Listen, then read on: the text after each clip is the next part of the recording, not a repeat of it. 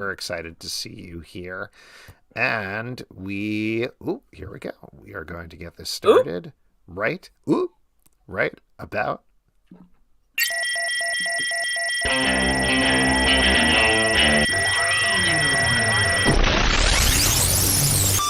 What is up, everybody? Welcome to Comic Book Club. I'm Alex. I'm Justin. I'm Pete. And we're coming to you from a couple of places live on the internet. We're live over on Crowncast. We're live on YouTube, or maybe you're hearing the audio podcast later, wherever you listen to audio podcasts. That is all good. Bam! We're excited to have you out tonight. Just like a little extra juice there. You know what I'm talking about? Yeah. We need it. Oh, Alex, you play that so loud, I think it cracked my tooth. Oh, wow, look at that. Now, this is a different tooth you cracked than the previous tooth, right? Yes, I've got good luck when it comes to dentistry. Justin and the well tomorrow. People. I'm really going as some Lloyd Christmas cosplay here from Dumb and Dumber. Yeah. Now, you were out shooting your show. Did they bring you on for like a fun bit and your tooth fell out into a drink or something? That would be a fun bit. My tooth fell out at lunch in Portland, Oregon. The least fun place for it to happen. And I swallowed it, I think. You swallowed it? Yeah, I mean, I don't know, and I'll never know. I think you will if you poop it out. Oh, that's the part we weren't saying, but yeah.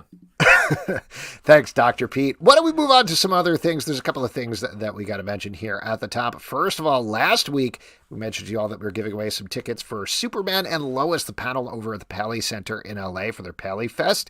And if you are interested in some of those tickets, hit us up at comicbookclublive@gmail.com. We still got a couple of pairs we can give away, but we got another giveaway going. Riverdale is also having a panel, and we are giving it out. It just got picked up for season 7. So there you go. Big news, breaking news right here on the podcast. But we are giving away a bunch of pairs of tickets through a giveaway. You got to go to Twitter for that one, twitter.com/RiverdaleDark. But that is that is 2 Saturdays from now as we're taping it.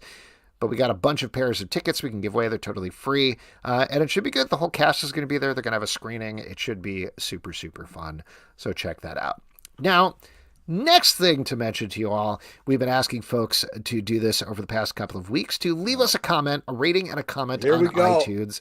We're not here. We're going, Pete. Yeah, go. Let's get ready. Oh, my God. We've been getting suggestions, which is really lovely and a wonderful thing for listeners of the show to do, and we would never insult them or put anything down about what they're asking, right, Pete? Don't we lead the witness. Yes, absolutely. That's correct for everyone. In any case, what we've been asking people is to leave a rating and a comment, and then a suggestion for a book that we should review on the show. Could be an old graphic novel, something new, maybe a comic we missed. This week on the Stack Podcast, a request from C. Sash. We're going to be talking about the Adventure Zone Here, There Be Gerblins. So we'll be talking about that. But we get a new request here that I'm going to read off. This is from Ziesh on iTunes. 3 of the most laid-back nerds on the internet make for the best comic book podcast. Shots fired right there. Look at that. That's nice. Oh, okay. Here is your problem. We're just going to stop here. Your problem is being called a nerd. Right, Pete? No, I love being called a nerd. Is it laid back? Is that your problem? Yeah. Don't ever call me laid back. I mean, that's true. I mean, here's the thing, Pete. I think we have some stuff brewing in the comments that I feel like demands your attention. No, let's ignore that. Let's focus on what's happening in the show, which is from a comment from Liwana Nana. Pete, did you give Kitten her 6 p.m. treat? Pete, it's 7. And I gotta know. The kid doesn't have a treat. You get out of here. Give Kitten a treat. Can we please talk about the... It sounds like you are laid back when it comes to kitten treats. A little too laid back for Kitten's taste. On Tuesdays, her, she's got to step up and, help me out with it. Oh, okay. The kitten has to step up? Yeah. An hour before the show, when you show up 10 minutes before the show, she's got to step up and Kitten has to die for lack of treats. Interesting. Right. All right. Anyway, let's get into this comment. Yeah, sure. Three of the most yes. redacted nerds on the internet make for the best comic podcast out there. These guys are just so gosh darn entertaining and have put me on some of my new favorite books. Comic rec for the stack, Spider-Man Reign. I read this when I was younger and cried my eyes out, then grew up to find out everybody else hated it. It's my favorite comic of all time, and I feel like many miss the point. This most hated aspect, we all know what that is, makes perfect sense because Spider-Man will always be a foil to Peter Parker.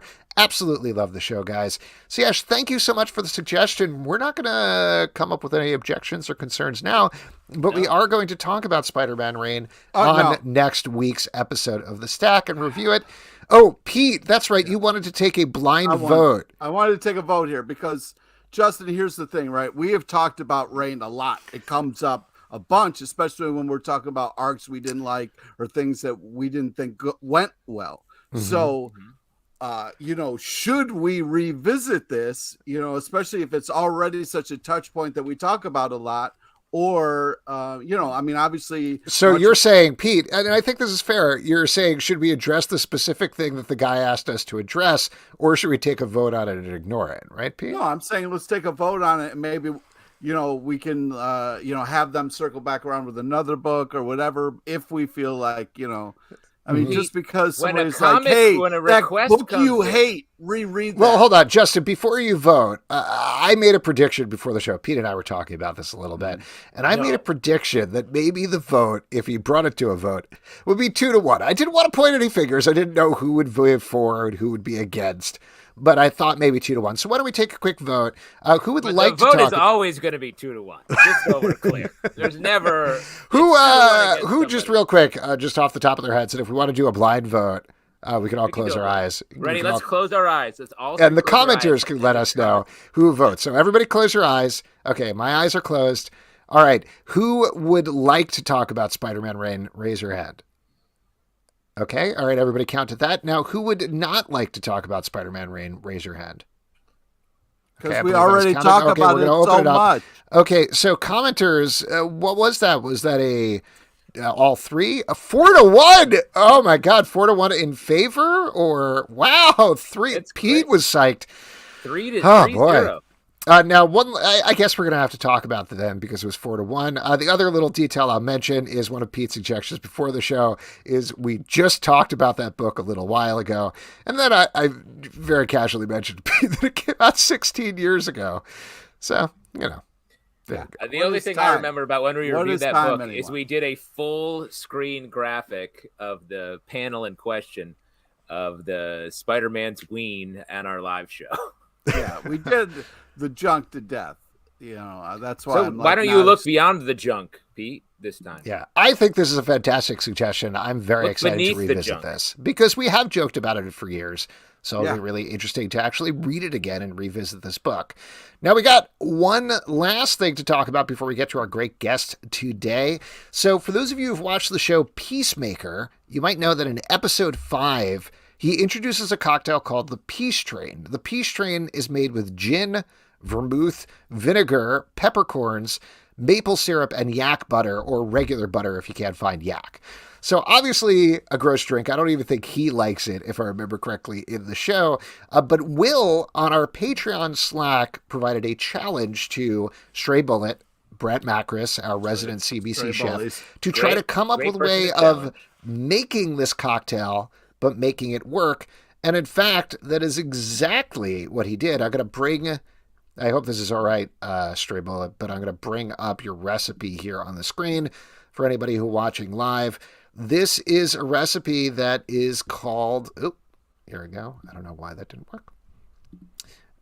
This is a recipe that is called, well, that's just not working. There you go. What a bummer. Okay, so this is Will's Peacekeeper is the name of it. It's 2 ounces of gin that has been fat washed, an ounce of sweet vermouth, a teaspoon of maple syrup, a teaspoon of rice wine vinegar, and then a pinch of pink peppercorns cracked and placed on top. So I made that over there, and I'll tell you what, it's not terrible. There you go. There you go. So I say a success. Yeah. Like, the thing is, for anybody who hasn't fat washed, did you discover this, Justin? Justin fat washes. I haven't. We talked about it. I don't remember why. There was a TikTok go running that did it. It's basically like you take a fat, mix it with the liquor, and then skim off the fat. Yes. I tasted the gin. I made it with salted butter. And it's very weird just because you're getting the taste of gin, but then you're like, oh, this is like salty and creamy at the same time. So kudos to Will, kudos to Stray Bullet for this awesome recipe, making this work. This is very cool. There you go. Nice. And if you'd like to participate in all the fun, patreon.com/comicbookclub. It's like taking a bartending class somehow. Yeah, kind of. Very weird, but it's turned out that way. Why don't we bring in our guest, one of our favorite guys to have here on the show. He is the writer of a new novel that just came out called Secret Identity. Alex Segura, everybody. Hello. Hey. Good to see everybody. It's like old home week. Oh, it is. Congratulations on the release of your book. It came out a week ago, so if anybody wants to check it out. On my birthday. Happy birthday. I didn't demand it. I didn't walk into my editor's office and say, this has to come out on my birthday. Wait, what were you more excited about, your birthday or your book birthday? My book, because I'm not excited about being 42. I mean, it's fine. It's just not something you're like, this is going to be, this is it. That's a good nerd number, though. That's Douglas Adams. That's the meaning of life. That's true. Yeah, it's not a bad year. Yes. Let's talk about your book then instead. This book is great. As usual, this is not as usual, but you write a lot of mysteries. This is a mystery, but it also finally brings in comic books to your work, which is the other side of your life. I assume you have two sides, and that's pretty much it. I'm two people. Yeah, you're two people. But why was this the right time to write a mystery specifically about the comic book world? I think this novel, Secret Identity, is so layered. I don't know if I could have done it out of the gate. Like, my first novel was a PI novel, and so it was me kind of feeling and figuring out how to write a novel. And then after that, it became a series. And I think by the end of it, when I finished up the Pete Fernandez books, I really wanted to do something different, tonally different. And I always loved the idea of doing a noir novel set in comics. But I also wanted it, for me, my favorite books take me somewhere else. They make me learn about a different culture, a different industry, a different world or time. And though comics are pretty standard for all of us, like, it's what we consume all the time, like, the casual person doesn't know how a comic is made or what the industry was like in the 70s. So I thought that would be a really interesting setting. And I was reminded of a thought I had like forever ago when I read Michael Chabon's Cavalier and Clay, Amazing Adventures of Cavalier and Clay. I remember reading it and loving it and thinking, this is amazing. This book was written just for me. But I also remember wanting to read those escapist comics in the book. I wanted to read, like, because you're reading the prose about it. I'm like, I want to read, just give me the comic. Like, I'll come back to the book. It's not a criticism. They eventually did that in a really cool meta way at Dark Horse. But I thought, wouldn't it be neat to have the comics like interspersed in the novel? So that's when I first started toying with that idea. And it really just felt like the culmination. Like, okay, I know how to write a novel. I've done 6 of them already. I think I can do this. I can kind of level up at this moment, and I can throw in the comic pages and not make it seem like, oh, he's just showing off, but it's actually something that, is in conversation with the prose. Let me show you one of the sequences. Yeah, they're by Sandy Jarrell, who is amazing. I should be faster on the draw with this. Oh, nice. Cool. Yeah. Yeah, go ahead. No. All I was going to say was the sequences are great because they're not just spot illustrations. There's multiple pages and everything like that. So, I mean, maybe you were just getting to this, but I was curious how you handled the pacing, because obviously the pacing of when you're reading a prose page is going to be different from when you're reading a comic book page. So how did you make sure that sort of timed out correctly in your head? Yeah, that's a great question. I outline pretty tightly. I mean, I outline so I know the structure of the book and I know the ending, but I also leave enough room that, if a character does something that's not in the outline, it's okay. I can kind of follow them along and ride the wave and still adhere to the outline. But in the outline, I had the comic book sequences as interludes, like a short sentence or two saying, like, this is what the comic sequence is going to be and how it reflects like the prose that came before and how it kind of tees up what's next. So when Sandy, the artist, Sandy Jarrell read the whole novel, but when he read the outline, he saw the interludes and he kind of picked up on how they were supposed to evoke what had just happened, which he was like the perfect choice. I mean, he's just like such a, not only a great artist, but a student of comic history. And he does this thing that it's hard to pinpoint, but he's not imitating anyone. It's not like it's Sandy doing Frank Miller or it's Sandy doing like Gene Colan. It's Sandy drawing like Sandy, but he's evoking the style, which I think is it's a very nuanced distinction, but he does a great job. Who were your big comic influences when you were putting this together? I read a lot of Jim Starlin, a lot of Steve Gerber. I reread Miller's Daredevil stuff. I read a lot of female-led 70s superhero books like Spider-Woman. I ended up doing a deep dive on that up through the Claremont run, and Miss Marvel, some of the Wonder Woman 70s stuff. And I did a lot of like research just on what books about comics and the industry and things like that. Yeah.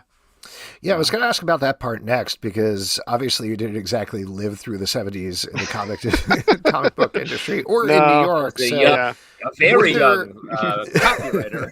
a precocious little baby in the world of comics. Holding a cigar in the bullpen? Come on. I was a toddler when I started at DC. So what did you look to in particular? I mean, were there any specific reference texts on both sides, either for comic books or for just New York in the 70s that you looked at? The big one for the New York stuff was this book by Will Hermes, who's a music critic. It's called Love Goes to a Building on Fire, and it's basically a musical history through the prism of his youth, like growing up in New York, of the 70s. And so it talks about not just the CBGB stuff and Max's Kansas City, but also Latin music, jazz, disco, and the avant-garde. And I thought that was it just gave me a nice texture of what the music scene was like and different venues and what was happening in New York in that decade. So that was really helpful. And in terms of comics, I'd read a lot of them already, just being that kind of reader. I love reading about comics and the industry and the characters in history. But so it's funny because when I started the book, I was like, oh, this will be easy because I've read all these books. But then I realized I needed to do a much deeper dive. Like, it couldn't just be like, oh, I read Marvel the Untold Story, so I'm going to write a whole novel about the 70s in comics. But I read, one of the books that stood out to me was the Wonder Woman book that Jill Lepore wrote about kind of the untold history of Wonder Woman, which was really inspirational because, we obviously know Moulton Marston is the co-creator of Wonder Woman, but there were some secret unknown co-creators that she uncovered, like his wife and his partner and people that had influence on the genesis of one of the biggest pop culture characters in history. Another one was this graphic novel that Mark Tyler Nobleman did with Ty Templeton called Bill the Boy Wonder, about Bill Finger. And this was before, Bill Finger got the credit that he now has. But, he had a huge influence on the creation of Batman. And for many decades was kind of forgotten. And it's a tragic story. And comics is full of stories like that. So those were important. Another really big one was David Haju's The Tencent Plague, which is not set in the 70s. It's about the 50s kind of government interjection in comics, especially the EC comics of the era, and how it basically gutted the industry. And some say irrevocably, like it changed the course of comic book history into more of a mainstream superhero-driven medium. But the reason that book resonated more than I thought it would is because it starts off with the author interviewing this woman who worked in comics at that time for EC, I believe. And she just was never able to find her way back to the industry. So she was kind of like washed away by those committees and, the outcry. And that's really when it all clicked into place, when I was like, well, what if this novel is about a woman who writes this character anonymously, and then her collaborator is murdered, so no one knows she's written it. And she the only way she can reclaim her character is by solving the murder of her friend. Not a great friend, I should say, because he should have put her name on it. Or, So I love what you're saying about the comic book history, because I feel like we tend to like airlock like Golden Age, Silver Age, Modern Age, and just be like as if they're separate, when it's like, oh, it's the same people mostly. Yeah. It blurs together. Like, they're creators research on that note, obviously, like, you're writing fiction, so it's going to be kind of a wash anyway, but was there any temptation there to make people specific analogs to characters from comic books of the comic book industry of the era? I tried to purposely avoid that because I think one of the questions I get a lot is like, is Doug Detmer Wally Wood, or is Jeffrey Carlisle like Chip Goodman? And it's not. I mean, they're just archetypes in life. They're people.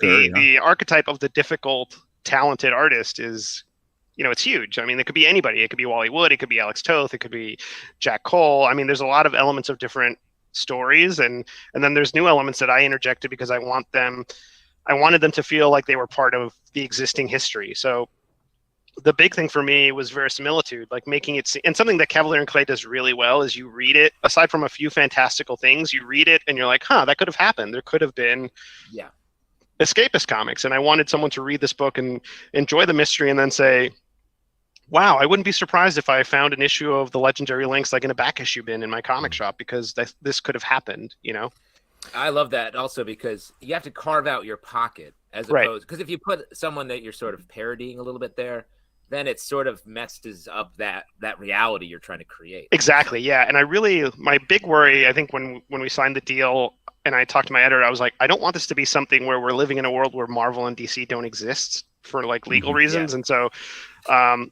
so, they're there, it's happening at the same time and it's all part of the same story. So that felt like it made it feel a little more legit, I guess. I think I know the answer to this one, but why include Miami as well? Obviously, that's some place that you know really well. You've written mysteries set, several mysteries set there, at least.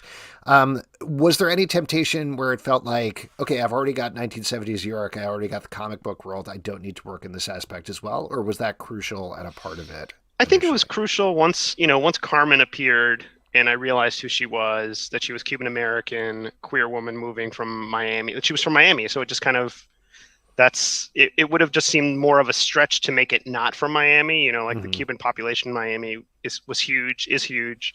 I guess, and I think it's a part of me. It's where I'm from. Like it's so many, Carmen is a piece of so many people I know and so many friends I have that it just made sense to make it work. Yeah. If this book is a huge hit, or even if it's not, do you think you're going to do a spin-off specifically of the comic book? We are. Yeah. You are. We just announced it. Yeah. Oh, I missed that. I'm sorry. Sandy I'm terrible and I at researching. No. We announced it, I think, late last week that we are doing a Legendary Lynx comic with Zest World, at least for digital first. Awesome. Cool. That's awesome. Yeah, and the cool thing about that is we're going to do it. It'll be similar to what they did with the Escapist books, is that it's going to be treated in a very meta way. I think we're going to treat it like a lost graphic novel. Like those early graphic novels before graphic novels were a thing, like those awkward collections, like Best of the Lynx or something, and like that cheesy like 80s cover. And it's not like disjunctive, and it sort of makes sense, but it doesn't quite match up. And, like, they replaced an ad that was an ad with a new random panel that pops up exactly. And then you'll have like a very like self-congratulatory intro from Jeffrey Carlisle. Like Carmen won't be credited. Like like it'll just it'll just really feel in world, which is the hope. Now, awesome. Given that you have finished this and you've done series before, do you feel like there's an opening here to create a secret Identity 2 to spin this world out to Identity mystery? Identity. Already got it locked in. Yeah, it's happening. We're doing my next book with Flatiron. It's going to be a sequel in the modern day. It's going to be set in comics. It'll be a different protagonist. It'll be a different mystery. But it'll be basically the opposite, the other side of the coin to Secret Identity. Wow. It'll deal with like the commodification of art and the idea of IP and who owns characters. But Carmen will be there. Carmen will be there.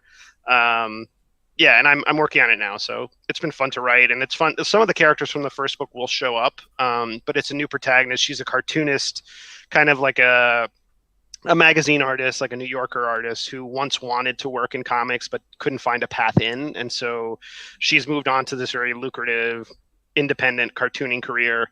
But an announcement goes up saying that this company called Triumph Entertainment is relaunching a dusty old character from the 70s called the Legendary Lynx. And so there's this groundswell of social media that wants this artist to take over the gig because they know she's a fan and she's made no bones of her love for this obscure little character. And so she takes the gig and then starts getting these anonymous messages from someone saying you should really look into who really created that character. And so cool. That sounds awesome. Both a great continuation, but also wildly topical with some of the subject matter. How are you going to swim your way through that sort of mess? It's going to be a slow going, I think, but we'll see. We'll get there. That's cool. But I also like setting a challenge where you, like, once you get the first one out of the way, it's sort of like, well, let's level up, sort of dance between the raindrops here. Yeah, I think the challenge with any sequel is that you want it to stand alone. You want people to be able to, if somebody hadn't picked up Secret Identity, they'd pick up this one and still be able to read it and enjoy it and understand, okay, maybe there's a first book I should get to, but still be entertained by what they read. Almost like a comic book. Yeah. Yeah. With a beginning, middle, and end. Well, speaking of which, you're working at Oni now, right? Mm-hmm. Yeah. How's that going? How are things over at Oni at the moment? It's great. It's good. I mean, yeah, they have a great slate of books. It's a very creator friendly company. We have, I mean, stuff like Jana, and the Impossible Monsters, Cheer Up. Yeah. I mean, there's so many great titles. And what I love about Oni is that they have a really great backlist. You know, some of my favorite books were published by Oni, like Stumptown, Queen and Country, Six Gun. So wow. Yeah, it's a great team, a lot of good resources, and I felt like the right time to just kind of try something new. Yeah. Is there anything coming out from them in particular that people should be looking for? I feel like every time there's a new Jana issue, it's an event, because to me, the Chris Samney's art is just magnificent, and he and Laura have crafted this really fun bone-like epic that I think once it's all done and collected into a nice omnibus, people are going to be reading it for a long time. And I've told them this. I was like, this is like a legacy book. Oh, that's awesome. That's great. I have a process question for you. Okay. With all your work at Oni, when do you make the time to write your own stuff? I don't have any hobbies, so it's like, I work during the day, and then I put I feed the kids, put them to bed. Not in one movement, like give them food. Make this spaghetti to go to sleep. Here's the pizza, go to sleep. No, and then usually at night. I usually write at night on weekends. I don't really like play video games or watch that many movies, which is a bummer because I like doing stuff like that. But just carve it out, because it's also the good thing is, like, I'm doing something I love anyway. So it's like, that's part of the fun when you get to make something that you're passionate about your career. Oh, true. Yeah, that's awesome. Sure. Alex, thank you so much for coming on. Always a pleasure seeing you. Congrats on the success. So excited to read both books and the comic book. Yes. Yeah, it's out now. Creating a mini empire already. The Alex Segura extended universe. Awesome. I love it. Alex, so good seeing you. Have a great night. Have a great evening, guys. All right. Yeah, Alex. There you go. Alex, you have to leave as well. Oh, okay. Just all Alexes need to go. Sorry about that. I apologize. The book is called Secret Identity. It's out now, written by Alex Segura. It's great. He's unbelievable. He's writing all sorts of things. It's impressive, his range. He is. He's doing all sorts, what I like to say. Yeah. That's licorice? All sorts is licorice? What? All you think about is candy. Both of you guys. All the time, man. You're trying weird candies, and Pete's eating old. Kevin in the comments knows, because we've established that Kevin is around 72 years old earlier tonight. So he's aware that all sorts are licorice, as am I. And we're going to move to our next section, which is my favorite section, because you all make it up. It is your audience question. Dropping British candy on us here, the 7th. And in audience questions, this is pretty straightforward. If you're over on YouTube, drop a question in the comments. If you're here on Crowdcast, drop it and ask a question. But other than Will's Peacekeeper, what are you drinking tonight, folks? What you drinking, Pete? I'm having a little vodka and ginger ale. Nice. Is it bubbly or flat? Bubbly. The vodka, though, right? The vodka is bubbly. The ginger ale is flat. Treating yourself. Must be like a champagne night.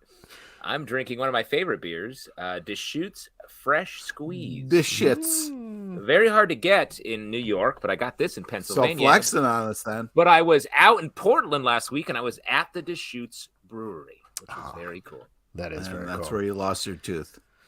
No, I lost my tooth opening a packet of Tabasco sauce.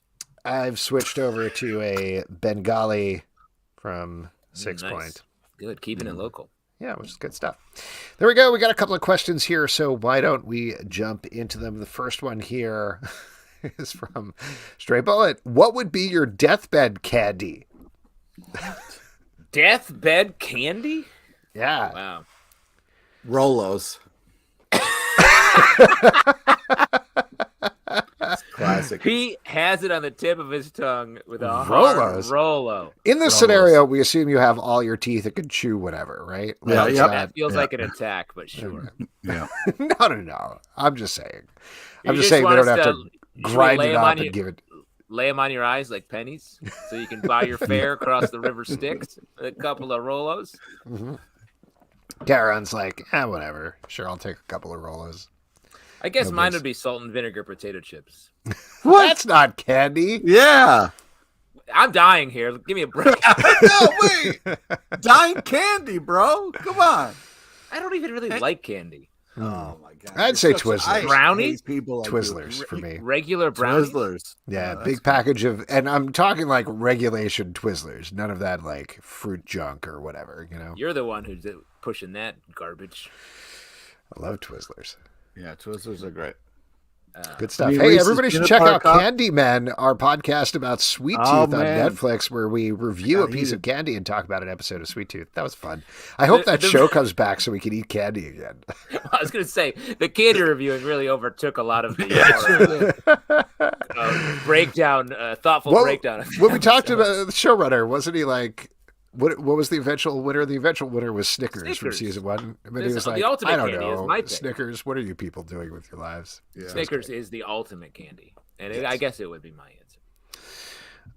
Wow, these are some existential questions here. This is from Pablo De Martinez. What's your go-to comic when you feel like taking your mind out of reality, and why? Ooh, great question, Pops. Taking my mind out of reality. This is a very current one, but a lot of like Avengers Forever, a lot of Jason Aaron stuff, even though it's very dark, it's so big and so arch and so ridiculous most of the time. It's just fun to read, you know? Yeah. I think that's a great answer, and I agree with you. I mean, my first answer is sort of an easy one. It would be rereading Starman. Starman, yeah, of course. One of my favorite comic runs of all time. But I think specifically the reason is I feel like when you read something that you love from a time in your life, you can really step backwards in time in a way when you're rereading it. And Oh, yeah, I think definitely. that's when I really want to like immerse myself and get away. Yeah, it depends on how badly I need to escape, what's going on. Like if I'm just looking to have some fun and just kind of like escape a little bit, I go with Book Hunter because it's light and hilarious. If I'm in like kind of crisis and I'm not doing too well, I need to go all the way back to childhood. So I got to go to like old school TMNT type of thing where, back in, when things were great and there was a lot of hope. Those were the things that kind of, yeah. I hearing that, Pete, it makes me think, before we start every show, could you hold up whatever comic book corresponds to your mood? Sort of like a hostage newspaper, just so we can sort of get a handle on what we got coming our way. This is slightly apropos of this question, and I only bring it up because I was reminded of it this weekend. I was having breakfast with my parents, and I had completely forgotten about this, but apparently every summer, when I was a kid, as soon as school was done, I'd be like, all right, time to read my entire comic collection from the beginning. And so it would get bigger every single year, but that was my initial project for the summer. As soon as school was done, I just put it down and read the comics, and they'd be like, the way my dad described it is they'd be like, can you please go outside? And I'd be like, I have 5 comics to go. I can't go outside yet. You truly are an easwood nerd. That's crazy. Please go outside, Alex. You're wasting away. You're so pale. I would take the comics outside and I'd read outside, or a book outside. Oh, wow. This is a related question from Kieran Broderick, but would you share your last death Rolo? Yeah. Well, it depends. What if you and I were on a sinking comic book cruise ship, stuck in the same cabin, both going down, one Rolo between us? Yeah, I'm eating it. I'm eating it. I mean the whole thing. If I'm friends with the person, you know what I mean? Then which you are friends with.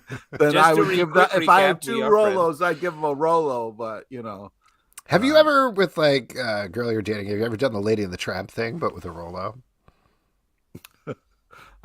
Sure, I'd love to do that. Have you ever Lady and a Tramp with one of Kitten's 6 p.m. treats? Because you missed that opportunity tonight, I'll tell you that. I don't know what you're insinuating, but I don't appreciate it. Great. This is little kitten kisses. Little nose rubs. This is the night. It's a beautiful night. And they call it Feed Your Kitten. This is from Kevin. What's something for the real world that you first learned about through comics? I'm going to say sex. What about you guys? Really? That was your first exposure? That was it, huh? Yeah, can you believe it?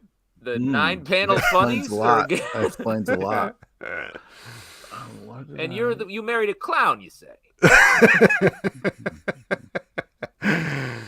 Definitely nudity. Definitely nudity. There was this Iron Man comic book that was like the first adult Iron Man comic book, and I was like, wow. But you got adult Iron Man comics, like Tijuana Bibles kind of thing? Yeah. All new. I've told this story before where I went to the Marvel offices and they were like, take whatever you want for this box. And I was like, this Iron Man thing looks interesting. There's a scene of Iron Man in a hot tub with a bunch of naked ladies, and they're naked. Wait, and they were like, yeah, little kid, take this. Life. They didn't stop me. They probably didn't know that hot tub scenes in each issue. I have an answer that I like. New York City. When I growing up in upstate New York, reading comics, and I was like, that's New York. Both like Spider-Man comics, Avengers, Teenage Mutant Ninja Turtles, the cartoon. Huh. Oh, the other one about sex was when Havoc slept with Madeline Pryor in the Outback. That was something I was like, what's going on here? Alex, should I keep going with this? Should I keep adding? A lot of quick memory recall. So tell us the positions of the body, the bodies. What? I mean, they were all in shadow the entire time. Oh my God, what is happening? Which is where I took it from. Yeah. Yeah.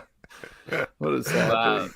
Turn the lights off and position them in such a way that it's sort of a rectangular panel of light casting. If you could say, oh gosh, oh golly, oh wow, the way that Chris Claremont writes it, that would be preferable as well. God. What is Thank happening? you. Your thought bubbles aren't matching up with what I think the thought bubbles were. Could you say something like the subtotal of my psychic powers? That would really get me going. Oh, now we're getting specific.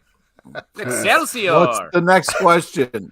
You didn't answer the question, Pete. I can't. You're erasing my brain and memories with your horrible thoughts and images. Just list your favorite sex comics, Pete. Yeah. Where did you first learn how to have sex? Oh, that was the question, right? Yeah. All right, we got one more here. I think this is actually for both of you guys, not for me. This is from Pablo D. Martinez. What's your take on Hugh Grant up for being the next Doctor Who? Justin, Pete, Justin? I mean, Justin, sure. Pete? Why not? Right? Pete, this sort of applies to the rom-com beat at least a little bit. Yeah. You have to be a Hugh Grant guy. Flopsy. Yeah, get Flopsy in there. So this is, all right, I'll talk about this as the one Doctor Who fan on the podcast. So there is a classic British tabloid style rumor that Hugh Grant is going to take over as the Doctor in the next season of Doctor Who. Russell T Davies, who reinvented it in 2005, is coming back, so they believe that there's going to be another similar reinvention. Is it possible? I guess they could do that, but more likely they're not going to do that. As is, he would be totally fine as the Doctor. They can... That would be okay. I do think Jodie Whittaker, who is the current Doctor, is fantastic at the Doctor, not served very well by the stories that they're telling with her. The episodes have not been great. I hope that they don't dial back on, well, we already had a lady Doctor, so we don't have to have another lady Doctor. If anything, I wish they would double down on it and be like, no, this was not a one-off thing that we're trying. We're going ahead with this, but we will see what it is. Whatever it is, it's exciting that Russell T Davies is coming back. I think he's going to do a great job with it. He did an amazing job to begin with. He's only grown as a storyteller and done incredible TV series over the years in between. So should be a lot of fun. We do actually have a couple of other questions that came in. This is from Nelson Martinez over on YouTube. Are you guys excited for season 3 of The Boys? And what did you think of the trailer? I am excited. Also, that show what's up, really... Nelson? Yeah, what's up? The tube. I am excited for... I think The Boys season 2 especially has really like loomed much larger than I initially thought when I watched it. And it's become like just such a big show and something to really look forward to. That trailer was a lot. Like, I don't know if you guys saw it. It came out of South by Southwest. It was just a nonstop barrage of insane images to the point where, and this is, I think, what they were going for. Like, it's too much. It was overwhelming, the amount of things that were happening there. You can't really put it together as a story. But like you were saying, Justin, I'm very excited for the show to come back. Season 2 was phenomenal.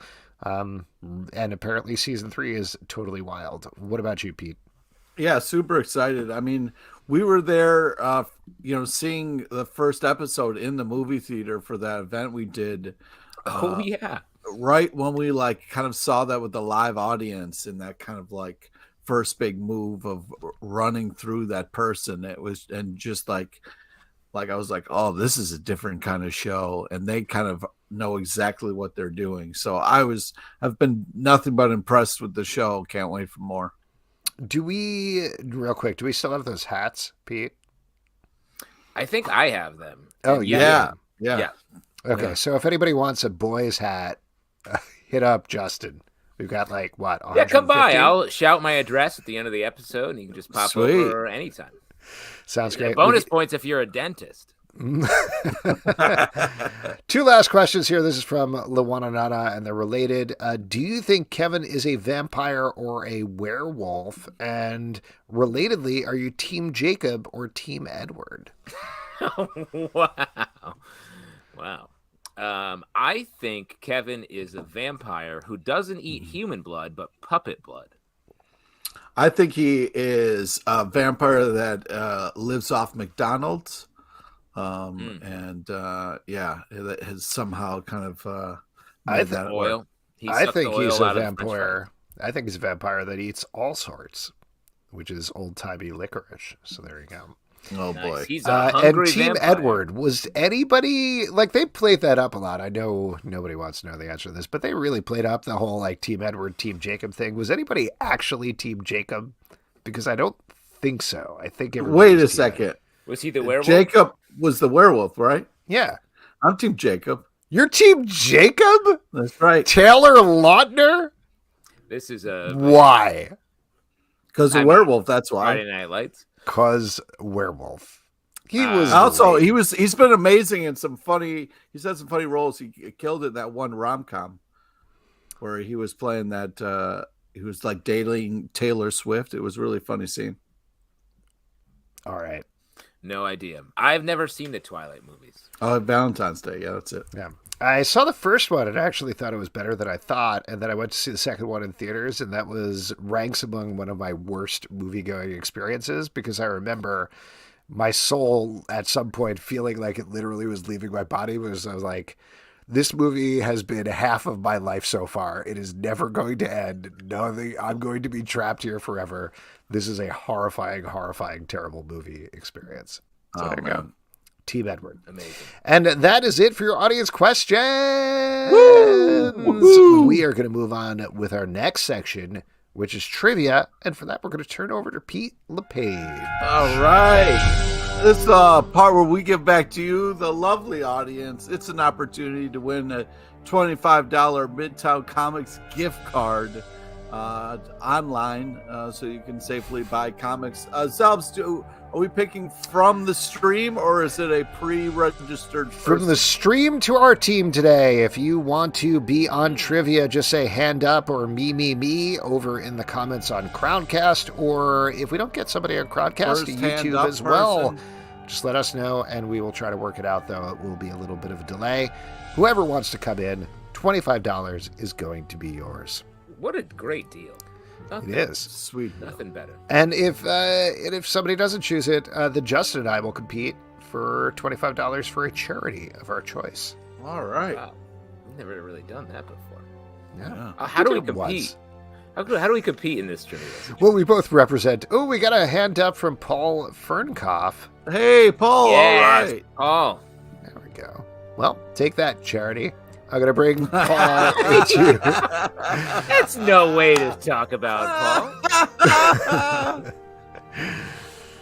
Here, hello, Hey, Paul. Paul. Ooh, Paul. That's a great room you're in there, Paul. Look That's at amazing. that stack. Oh, yeah. All right. Yeah, Well, yeah. Pete, why don't you take it away with the Mandalorian trivia? All right. Today's trivia is on topical comic news and a small nod to the legend Mitchell Ryan, R.I.P. Please listen to all three options before making your selection. Here we go. Question number 1. Who is putting together a new team in Legion of X out April 20th? Is it A, Nightcrawler, B, Wolverine, or is it C, Alan Arkin? So it's either A, Nightcrawler, or it's B. Got it. A? A is correct. Yeah. Nice job. Here we go. Huge Question Alan number Arkin 2. fan. Speaking of April, what final issue is coming out April 27th? Is it A, Island Grinder number 7, B, TMNT The Last Ronin number 5, or is it C, Jenna Elfman? So B. it's either A, which is incorrect, or it's Crushing B. it. Wow. Nice job. Nice job. Here we go. Last one. Jenna Elfman. Who is writing Riddler Year 1 due out in October? Is it A, Greg Pak should be? Or is it B, Paul Dano? Or is it C, Joan Cusack? So it's either A, Greg Pak, or it's B, Paul Dano. Paul You are Dano. correct. Yes. Congratulations. That is correct, yes. You have won a $25 gift card to Midtown Comics. Shoot us an email, comicbookclublive@gmail.com, to get it sent to you. And do you have a guess as to the secret movie that Pete was referencing in his third answers? I don't know it. All right. It's Is all right. Kevin Kevin correct? is Is it correct, Gross Point Blank? That Great is movie. correct. Classic There you go. rom-com. All right, Paul, congratulations. Love Oh, the room. love your Thanks room. for coming on. Thanks. Great room, sorry, Paul. Sorry, All right. Charity. I never apologize. All right, there we go. And if you want to do trivia, I've dropped the form in the comments here on Crowdcast and It's YouTube. fun. Or you can check it out on Twitter at Comic Book Live. Before we wrap up here, new comic books coming out all the time. What are you guys looking forward to? Pete, what are you looking forward to that's coming out this week? I tell you what I'm looking forward to is Wolverine patch number 1. I was going to say, there's a lot of Pete in this upcoming comic book day. Yeah, there's a lot of great stuff. Also, Detective Comics 1058, but I don't want to take them all. I want. There's a lot of great comics coming out, though. Justin, what about you? I'm just going to pick one more for Pete. Venom Lethal Protector number 1 that I think. Oh, really? That's on your list? Nice. No, that's not my list. I'm saying that's one you would want to say. Oh, yeah, definitely. If I could get another one, for sure. But I don't want to take them all. How about you pick one? Department of Truth number 17, Of a comic course. that I really love, and every issue takes another step forward, and this one is really crystallizing a lot of the sort of backstory. I'm looking forward to We Have Demons number 1 from Dark Horse Comics. This is reteaming Scott Snyder and Greg Capullo. They were an incredible team over on Batman. It'll be exciting to see what they are going to do on a creator-owned property. And very coincidentally, all those titles are going to be in the Stack podcast. That is crazy. What are the odds? It's weird how that keeps happening every week. There are a lot of comics out there. It's gonna Also, drop if you in- guys aren't going to bring it up, I wanted to Ghost Cage. Am I getting that? yeah, title? Ghost Cage from Image Comics by Nick Dragotta and Caleb Goldner. Yeah.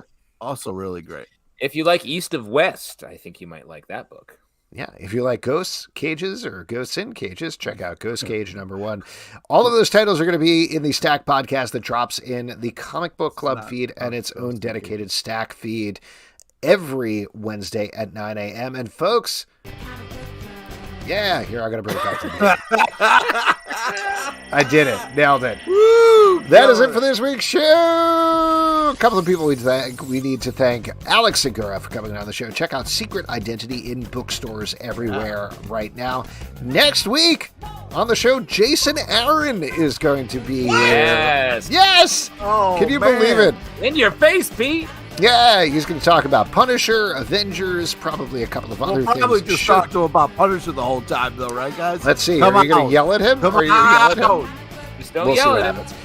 A couple of other things we want to plug. Riverdale After Dark, our Riverdale podcast, is back, so you can check that out now on Sundays. Patreon.com/Comic Book Club to support the show and also get great cocktail recipes.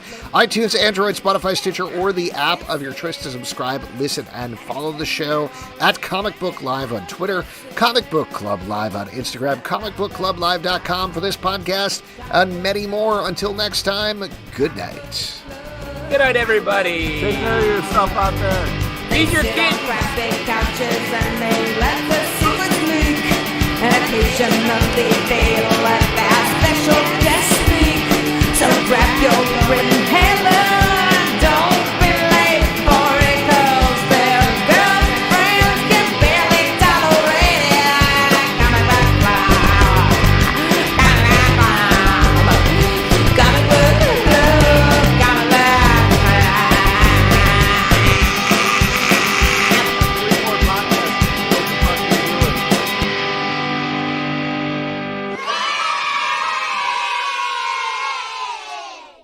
For a second there, I thought you were doing a comedy special called Triggered. Good night.